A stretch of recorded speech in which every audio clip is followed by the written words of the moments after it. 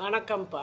உங்களுக்கு கொலஸ்ட்ரால் கெட்ட கொழுப்பு உடம்புல அதிகமாக இருக்குது அப்படின்னு நீங்கள் டாக்டர்கிட்ட பார்த்து செஞ்சு அவங்க சொல்லிட்டாங்க. இதுக்கு மருந்து மாத்திரை சாப்பிட்ணும் அப்படிலாம் சொல்லுவாங்க. இந்த மருந்து மாத்திரை சாப்பிட்டாலும் இந்த கீழாநெல்லியை கரிசலாங்கண்ணி இலைகள், கீழாநெல்லி இலையும் கரிசலாங்கண்ணி இலையும் சும்மா இவ்வளவு ஒரே அளவாக எடுத்து கழுவி அதை அரைச்சி ஒரு நெல்லிக்காய் அளவு உருட்டி மோரில் போட்டு கலந்து காலையில் வெறும் வயிற்றில் 3 நாளைக்கு மட்டும் குடிங்க. 3 நாளைக்கு அப்புறம் இந்த கரிசலாங்கண்ணி பொடி, இந்த கீழாநெல்லி பொடியெல்லாம் நாட்டு மருந்து கடையில் கிடைக்கும். இல்லாட்டி நீங்களே கூட தயாரிக்கிறதுனா தயாரிச்சுக்கோங்க.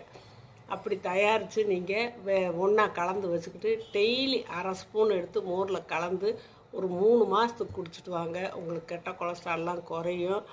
அப்புறம் நீங்கள் சாப்பிட்றது நல்லெண்ணெய், கடலெண்ணெய், தேங்காய் எண்ணெய். தேங்காய் எண்ணெய் லைட்டாக கூட சேர்த்துக்கலாம். இந்த செக்கில் ஆட்டின இந்த எண்ணெய்களை சேர்க்கணும்.